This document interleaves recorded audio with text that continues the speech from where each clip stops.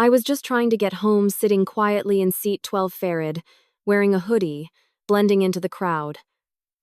To most people on that flight, I looked like a nobody.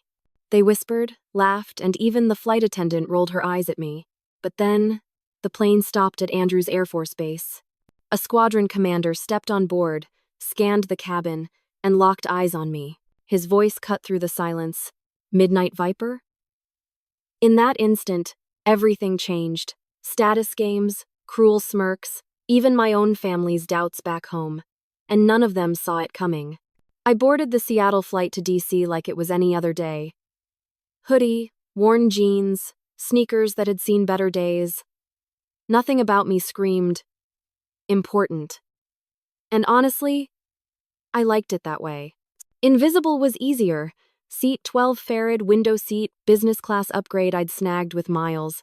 I thought maybe I'd get some quiet time, maybe catch a nap before heading into the chaos of my family. I had no idea the storm was already brewing right there, 30,000 feet in the air. The moment I sat down, I caught the glance from the purser Olivia Grant. Sharp uniform, clipped smile, eyes scanning me like I'd crashed the wrong party. She didn't say anything outright, but her raised brows said enough. "You don't belong here." I kept my head down. "Water's fine," I murmured when she asked for a drink, though everyone else around me was ordering wine, cocktails, whatever made them feel important. The people in my row didn't make it easier. A lifestyle influencer, Tara Blake, I think kept sneaking photos for her stories. A defense contractor type named Richard Hale joked loudly about civilians wasting upgrades.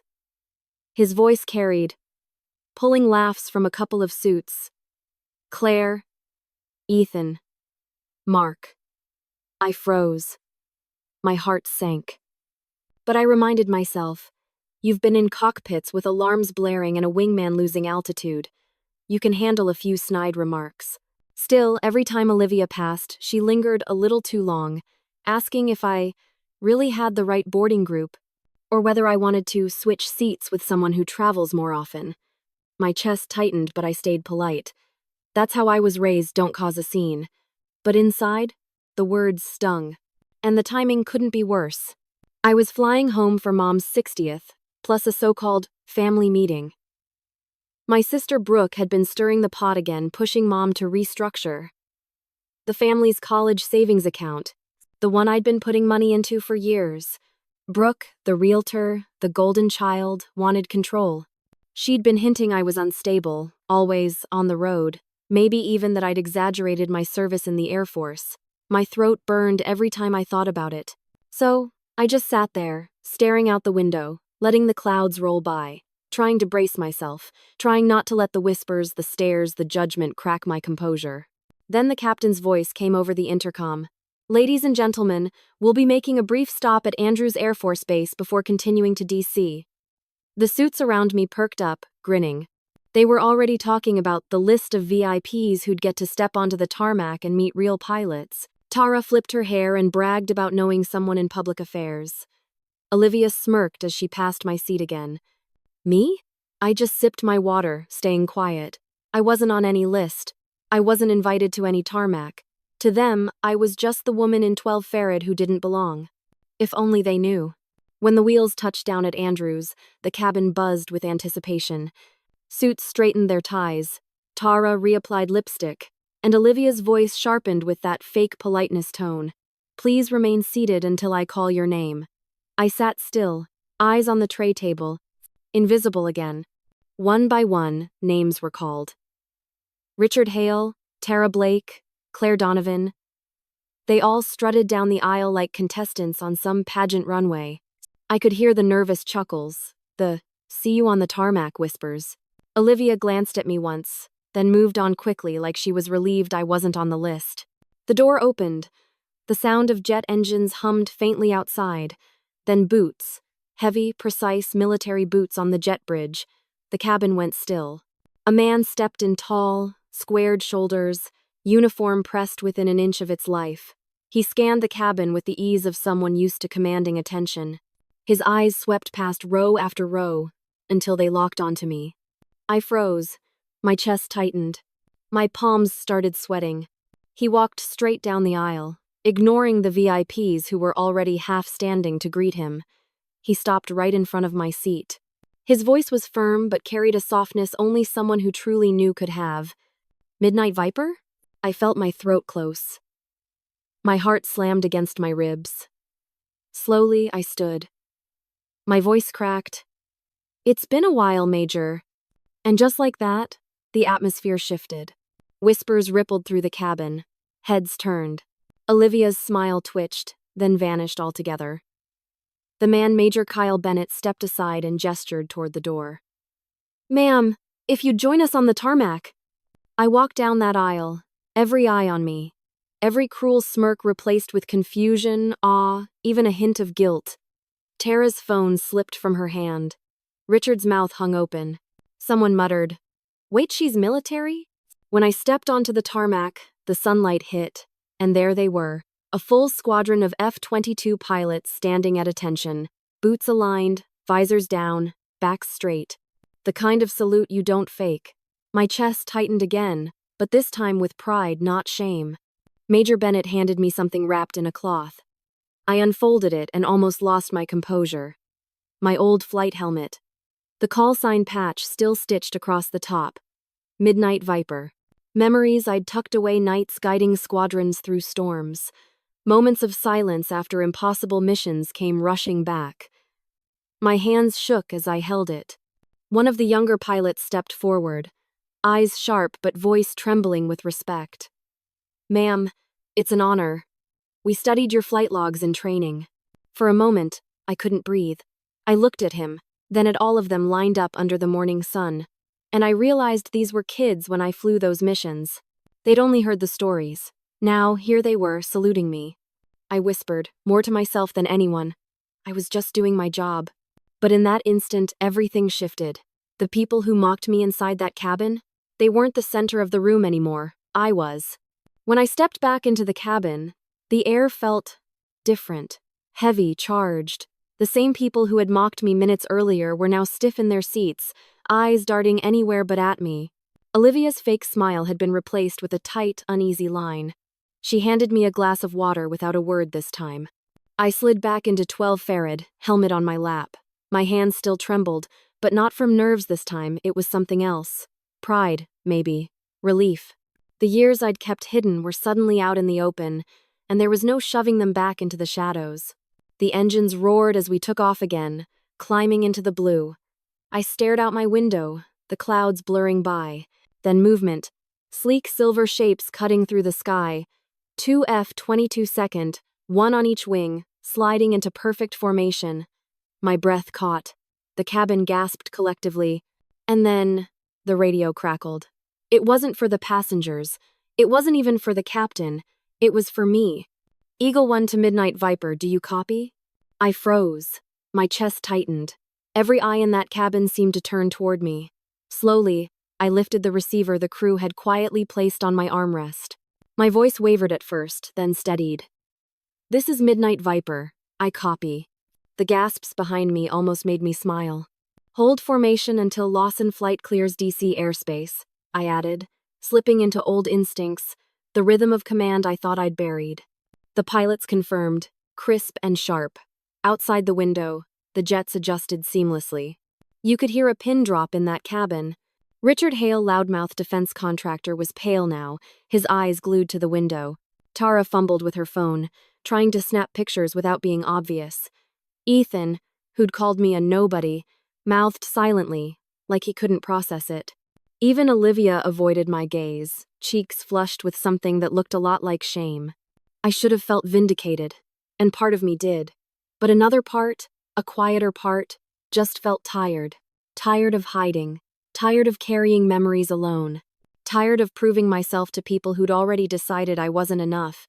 One passenger finally broke the silence. Jessica, the young PR associate, leaned across the aisle. Her voice was soft. "I'm sorry, I didn't know." I turned toward her, my chest tightening again. My voice cracked when I answered, "You weren't supposed to know." Because that was the truth. I had chosen to live quietly, to leave the uniform behind, to be Emma Lawson, not Midnight Viper. But here it was, splashed out in front of strangers, my past trailing me like those fighter jets outside our windows. The flight carried on in silence, but it wasn't the same silence as before. It wasn't mocking or judgmental. It was reverent. Awkward, yes, but reverent all the same. And for the first time in a long time, I felt the weight of respect again. But deep down, I knew. The real battle wasn't in this cabin. It was waiting for me in D.C., in my mother's townhouse across the table from Brooke, and no F-22 escort could shield me from that. The applause and awe from that flight didn't follow me off the jetway. Once I landed in D.C., reality rushed back like cold water. Daniel was waiting for me, calm as ever, suit jacket over his arm. His smile steadied me, but the moment we stepped into Mom's townhouse, I felt my chest tighten again. The air smelled of potpourri and old candles, but underneath was tension so thick I could taste it. "Emma," Mom Linda said, pulling me into a hug that felt more polite than warm. "So glad you made it."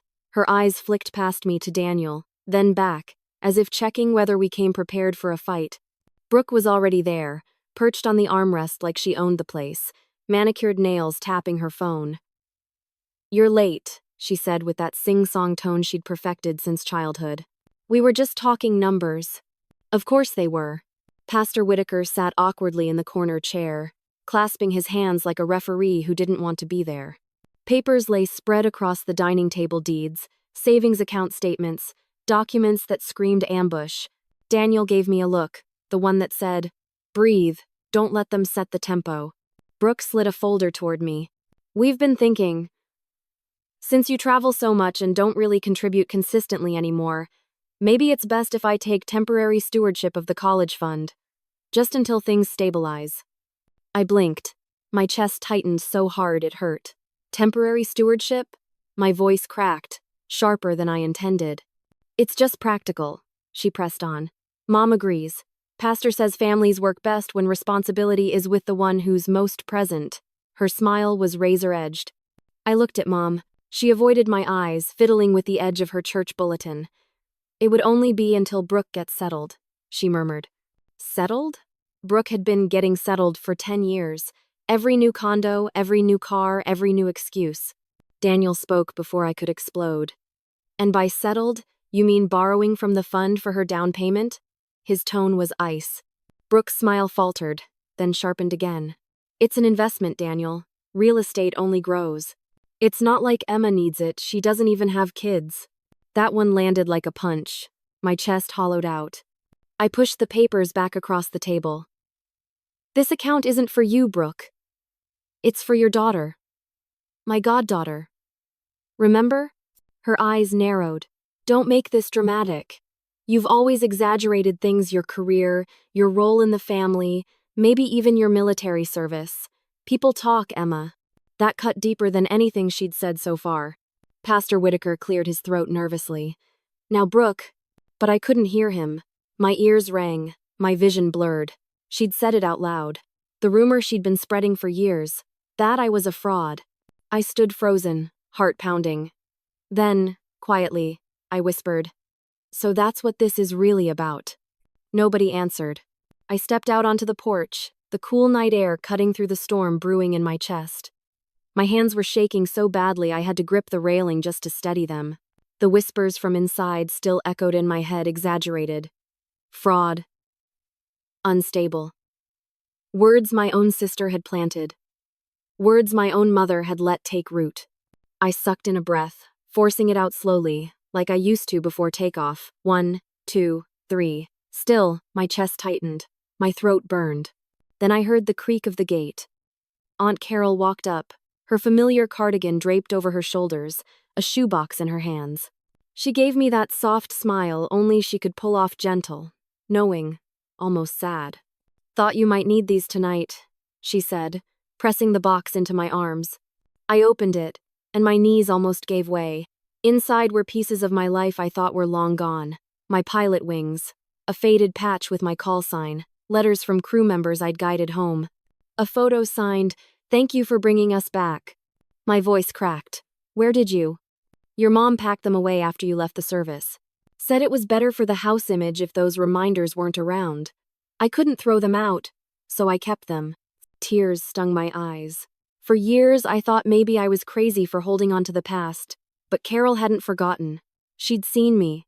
I wiped my face and whispered, "They think I lied, Carol. They've been letting Brooke spread it for years." Her jaw tightened. "I know. I told Linda to stop it, but she wouldn't. Said it was easier to let people believe Brooke's version. That it kept the peace." Kept the peace. My stomach churned. Peace for who? Certainly not me. Inside, I heard voices rising. Daniel's measured baritone, Brooke's shrill rebuttals, papers sliding, chairs scraping. I closed the box and straightened up. My legs still trembled, but something inside me shifted like locking a flight stick into place. I walked back in, the box in my hands. The room fell silent. Everyone's eyes landed on the photo sitting right on top. Even Pastor Whitaker leaned forward, squinting at the signatures. Before anyone could speak, Daniel's phone buzzed. He glanced down, then looked straight at Brooke. "Funny thing," he said evenly. "A contact at DOJ just sent me an email.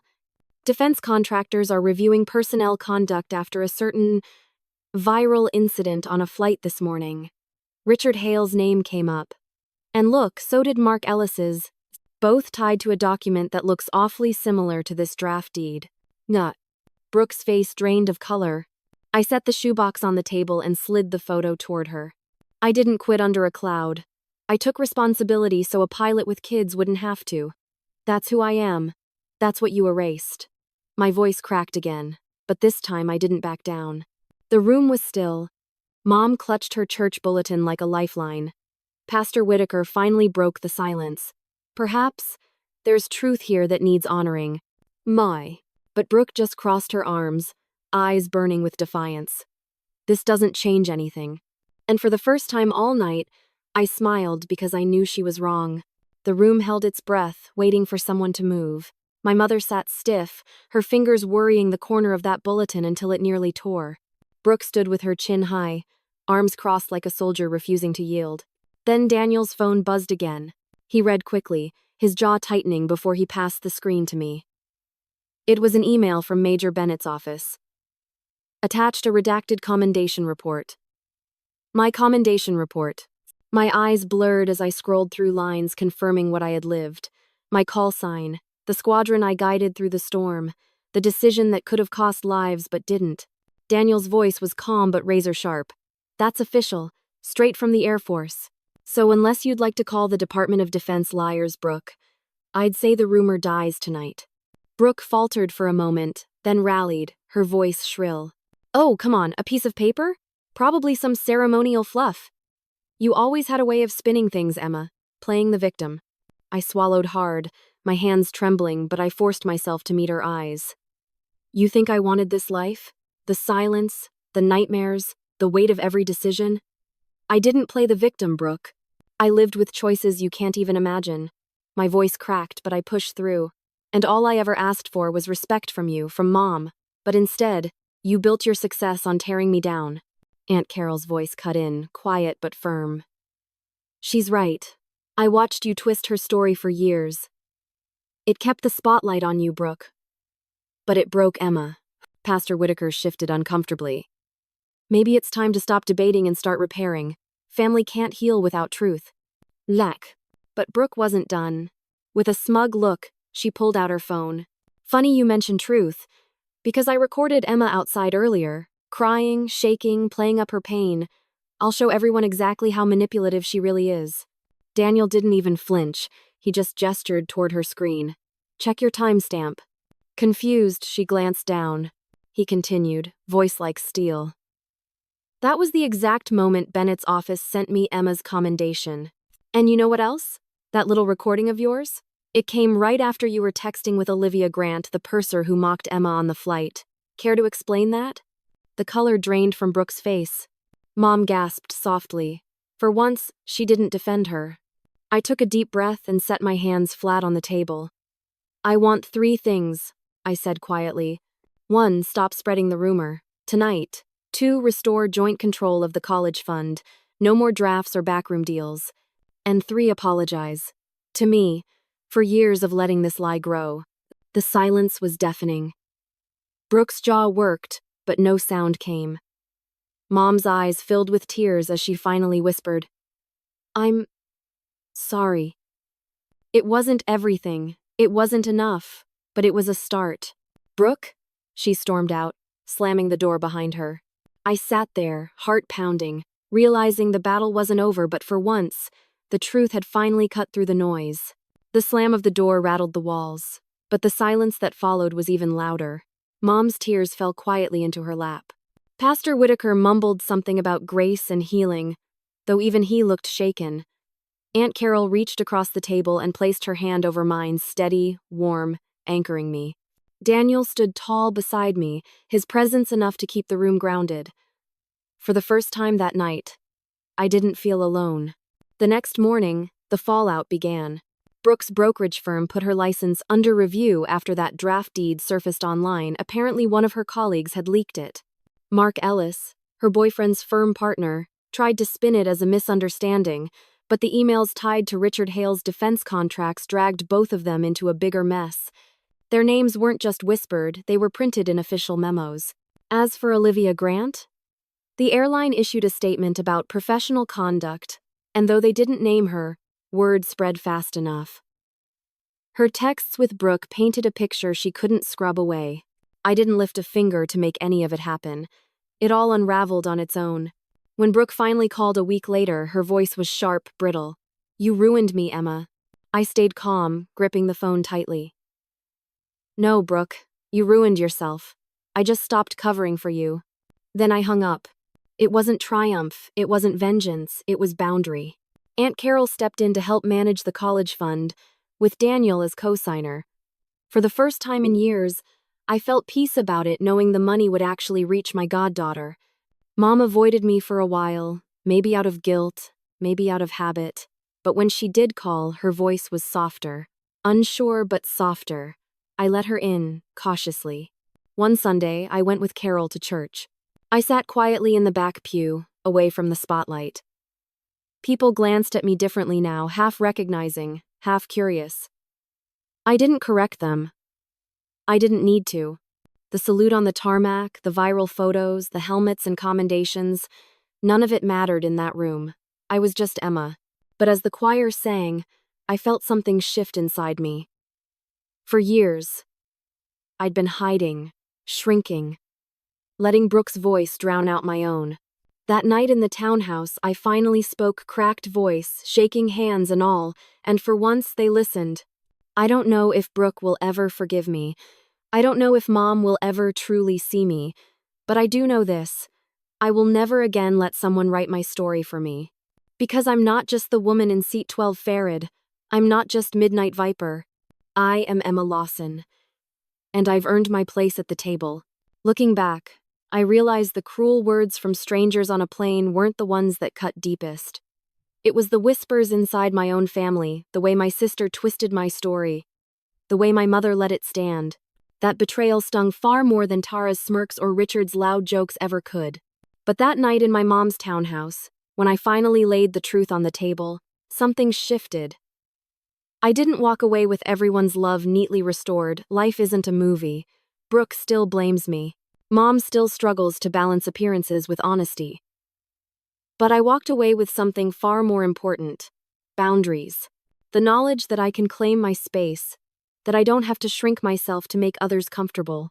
Sometimes, victories don't look like fireworks or grand speeches. Sometimes, they look like steady breaths after years of silence. And maybe that's enough. So I'll ask you this. What would you do if your own sister spent years tearing down your name just to stay in the spotlight? Would you fight to stay at the table, or walk away entirely? Tell me in the comments. And if my story resonated, subscribe for more. Your voice matters here.